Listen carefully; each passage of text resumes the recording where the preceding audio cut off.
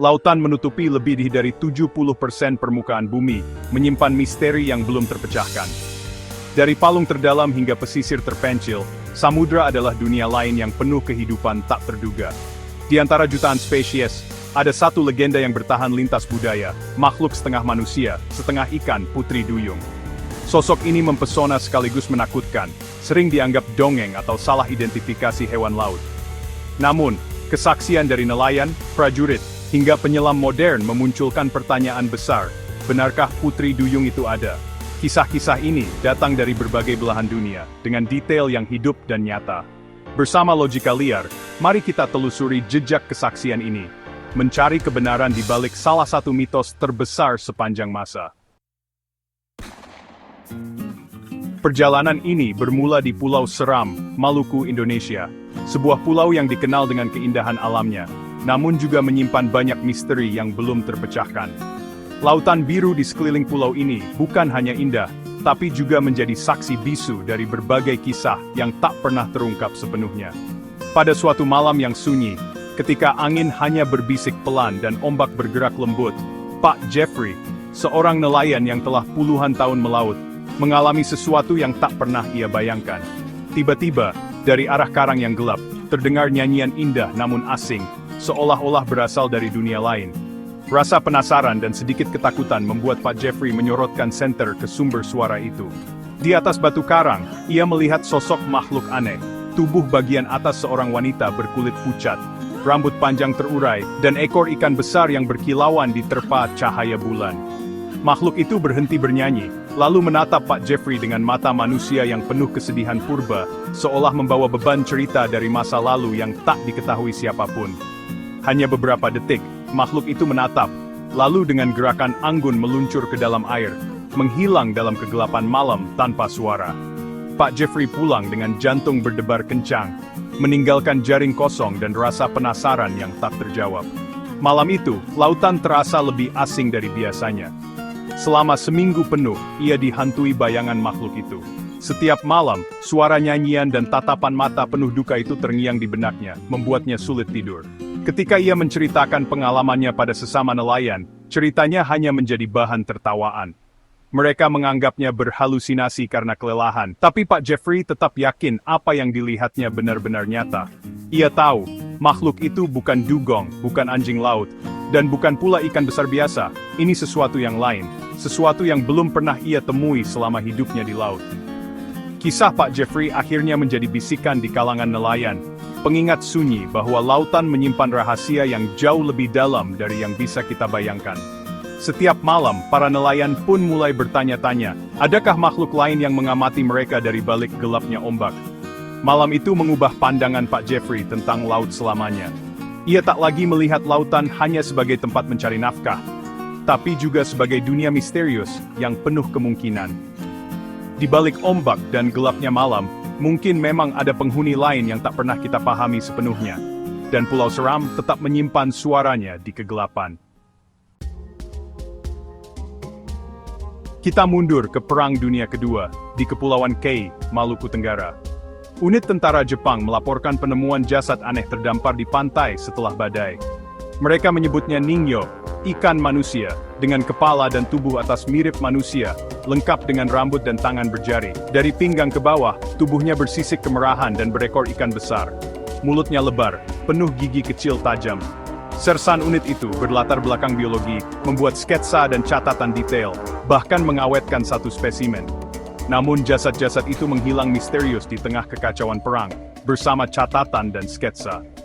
Kisah ini bertahan lewat cerita veteran, sering dianggap efek tekanan psikologis. Namun, konsistensi detail dari beberapa prajurit memunculkan pertanyaan, mungkinkah mereka menemukan bukti fisik makhluk legendaris? Ningyo, sang ikan manusia, tetap menjadi misteri yang hilang ditelan sejarah.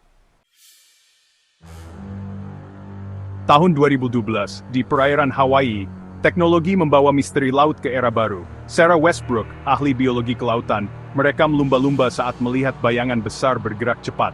Bukan ikan, bukan mamalia laut. Gerakannya seperti manusia berenang, tapi dengan kekuatan luar biasa. Kamera menangkap siluet tubuh ramping, lengan terentang, dan ekor besar yang mendorongnya melesat di air. Sarah meninjau rekaman, menolak kemungkinan itu penyelam atau ikan besar. Ia mengunggah klip ke internet dan video itu viral, memicu perdebatan global. Banyak yang menganggapnya bukti Putri Duyung, skeptis menyebutnya tipuan atau salah identifikasi. Lembaga kelautan menyatakan tak ada bukti konklusif, namun Sarah bersikeras, "Saya tahu gerakan makhluk laut, ini berbeda." Meski dikritik, Sarah tak pernah menarik pernyataannya. Rekaman Hawaii tetap jadi bukti visual paling kontroversial dalam pencarian Putri Duyung modern. Misteri itu membuktikan, bahkan dengan teknologi, lautan masih menyimpan kejutan. Dunia bawah laut belum sepenuhnya terungkap. Kita berlayar ke Karibia, rumah bagi legenda Mama Dlo, ibu air dalam tradisi suku Kalinago. Di antara pulau-pulau yang dikelilingi lautan biru, kisah tentang Mama Dlo telah diwariskan dari generasi ke generasi, membentuk identitas budaya masyarakat pesisir. Mama Dlo digambarkan sebagai wanita cantik dengan ekor ikan atau ular air, roh penjaga yang kuat dan kadang berbahaya. Ia dipercaya mampu mengendalikan arus laut dan cuaca, serta menjaga keseimbangan antara manusia dan alam. Bagi nelayan lokal, Mama Dlo bukan sekadar mitos, tapi kepercayaan yang dihormati. Mereka percaya bahwa keberuntungan dan keselamatan di laut sangat bergantung pada restu dan kemurahan hatinya. Mereka sering mendengar nyanyian indah dari tengah laut saat bulan purnama. Suara itu lembut, memikat, dan seolah memanggil siapa saja yang mendengarnya untuk mendekat ke tengah samudera. Peringatan turun-temurun, jangan pernah membalas atau mencari sumber suara itu. Konon, suara Mama Dlo bisa menuntun manusia ke dalam bahaya yang tak terlihat. Mereka yang tergoda sering tak kembali, atau pulang dalam keadaan linglung. Ada yang kehilangan ingatan, ada pula yang tak pernah ditemukan lagi, seolah ditelan lautan. Seorang nelayan tua pernah hampir mengikuti suara itu, tapi mengingat nasihat kakeknya dan berbalik. Ia percaya hanya rasa hormat dan kehati-hatian yang bisa menyelamatkan manusia dari godaan Mama Dlo. Ia melihat kilatan ekor keemasan menghilang di bawah cahaya bulan.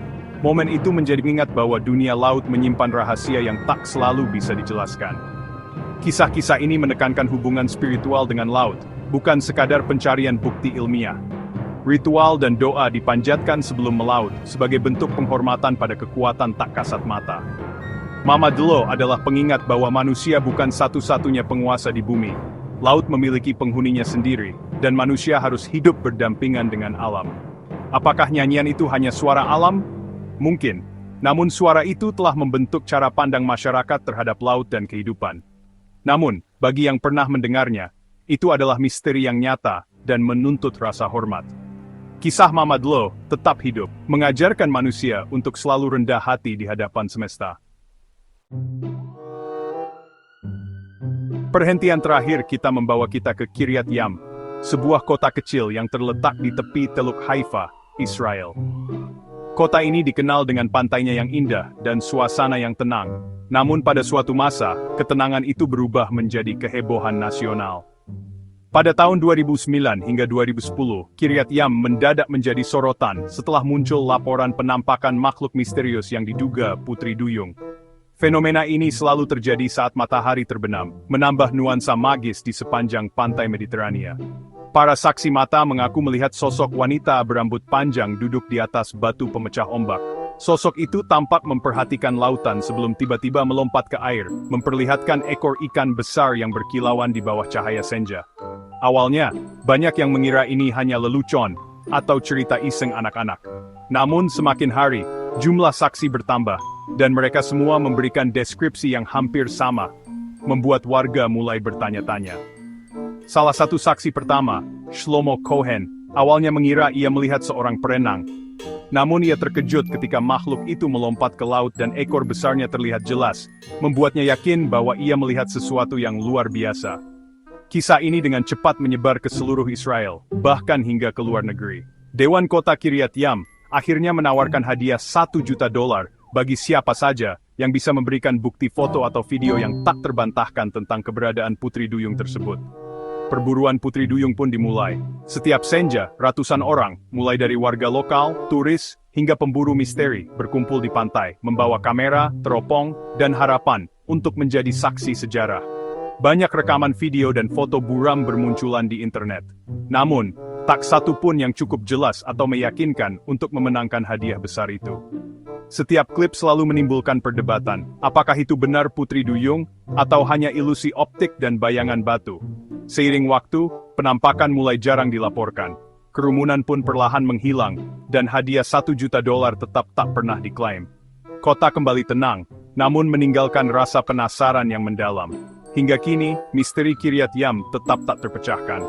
Tidak ada bukti nyata, namun kisahnya terus hidup dalam ingatan warga, dan menjadi bagian dari legenda lokal. Apakah ini sekadar histeria massal, aksi publisitas dari pemerintah kota, atau benar-benar penampakan makhluk misterius yang belum terungkap? Pertanyaan itu masih menggantung hingga hari ini. Laut Mediterania pun menambah satu lagi rahasia ke dalam legenda Putri Duyung, mengundang siapa saja untuk terus mencari kebenaran di balik kisah yang memikat ini. Dari nelayan Indonesia, catatan perang di K, rekaman Hawaii, legenda Karibia, hingga kehebohan di Israel, semua menyanyikan nada misteri lautan. Setiap kisah melukiskan makhluk yang selalu menghindar dari bukti konkret, tapi meninggalkan jejak dalam imajinasi manusia. Apakah ini hanya imajinasi, salah identifikasi, atau legenda yang dibesar-besarkan? Mungkin. Namun, konsistensi deskripsi di berbagai budaya memaksa kita bertanya, apa yang sebenarnya bersembunyi di lautan? Mungkin Putri Duyung memang ditakdirkan tetap menjadi pertanyaan, bukan jawaban. Lautan menjaga rahasianya, memberi ruang untuk keajaiban dan misteri. Percaya atau tidak, tulis pendapatmu di komentar dan subscribe Logika Liar untuk kisah misteri berikutnya.